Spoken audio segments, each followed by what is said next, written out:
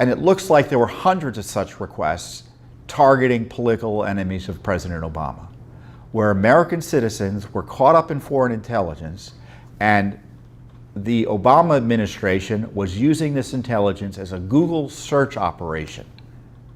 Oh, let's see who gets picked up in this communication. I mean, that's an imperfect way of describing it, but I don't know how else to talk about it with you. I mean, normally these names are kept private, and they're kept private at the discretion of expert intelligence analysts. So if the material is given to the consumer, like the president or the vice president or the national security advisor or the UN ambassador, I don't know why she feels the need to go and violate or invade the privacy of American citizens caught up in this intelligence surveillance. They would have put the name in there if they thought they needed to know initially. So in hundreds of cases, you have them overruling the considered judgment of the intelligence agencies in asking for the identity of these Americans. Hundreds of times. Now, we sued the State Department for the hundreds of unmaskings by Samantha Power. And you know what their response was? We can't even tell you one way or another whether such unmaskings exist, because to do so would harm national security. A perfect example of classification authority being used to cover up corruption. Now, the reports are that those unmaskings might be released as a result of this. What are the other things that might be released? The rest of the FISA warrant application, that fraudulent application used to defraud the FISA courts to gain spying authority on the Trump team. Who knows? There could be other FISA warrants out there. We asked for the FISA warrant that we believe existed based on public reports of General Flynn. They told us they couldn't confirm or deny. Were there other FISA warrants targeting the Trump team? We don't know. So this is a vehicle for getting the documents out into the American public so they can see what's going on. It allows the agency, the Justice Department, to more efficiently investigate whether something went on, illegally or otherwise, in targeting the Trump team. When you're investigating national security related issues, classification hampers efficient and effective investigations. And sometimes it's appropriate because you've got to weigh our national security and the need to protect sources and methods and things like that against the desire and the need for justice and a full investigation. And I've told you here that, believe you me, the classification that's being used to obstruct that has been used to obstruct congressional investigations for 2 or 3 years now, and I bet you that's being used to obstruct Attorney General Barr now. By the way, I don't know if I read this to you.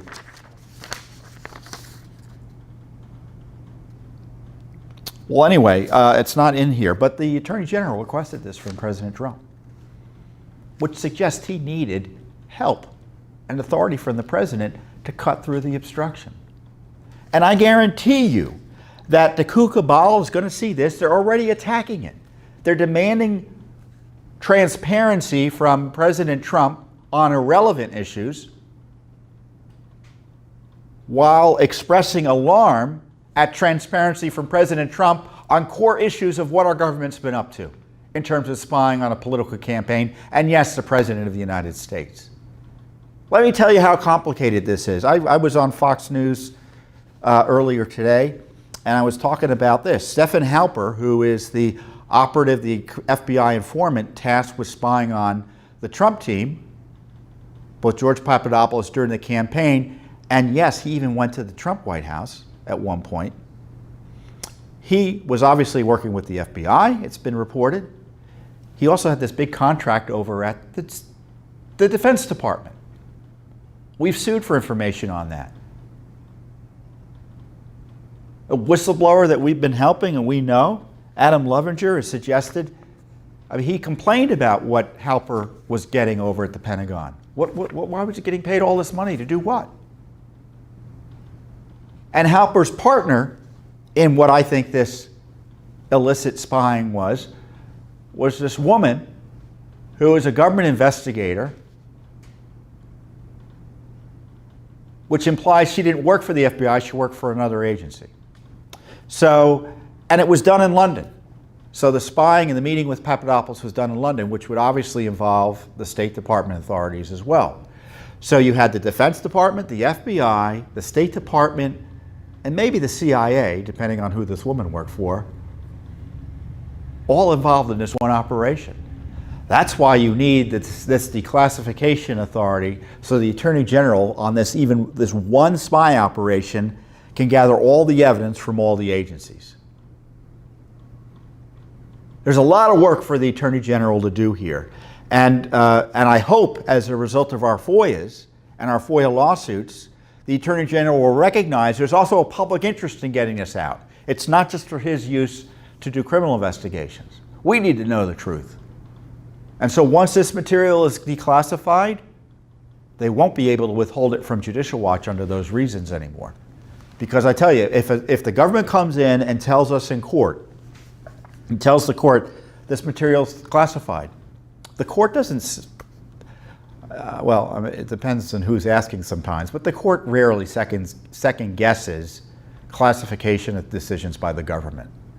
It's not their job to figure out whether the executive branch properly classified material. Sometimes it is their job, but they're loath to do that. So when they say it's classified, that's usually insurmountable in court cases under FOIA. So this is a potential game changer. So credit to President Trump for taking this important step. And Attorney General Barr is someone who's got the experience, both in government and out of government, to know what's up and what's down, what's sideways and not. So I pray that he follows through here.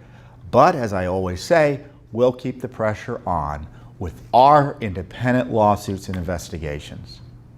Because declassification isn't the end-all and be-all in terms of exposing all the cover-ups, because it's just one reason they use to withhold documents. The other big reason is the deliberative process privilege. I hate to bore you with FOIA terms, but it's an important one. The government essentially says that documents about decision-making can't be released. The back and forth about a decision can't be released. Of course, those are the very documents we want. And so what happens is we ask for documents, and there was all this back and forth about, for instance, the talking points that Loretta Lynch used, or the Justice Department used,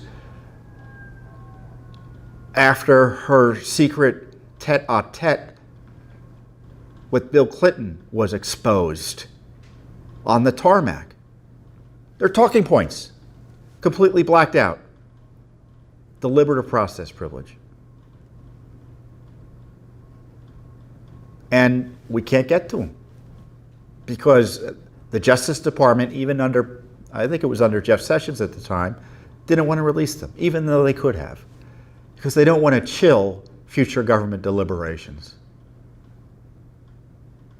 So they need to broaden this transparency effort, but boy, the declassification is going to go a long way in exposing the key coup and seditious activity targeting our government under Barack Obama and the early part of the Trump administration.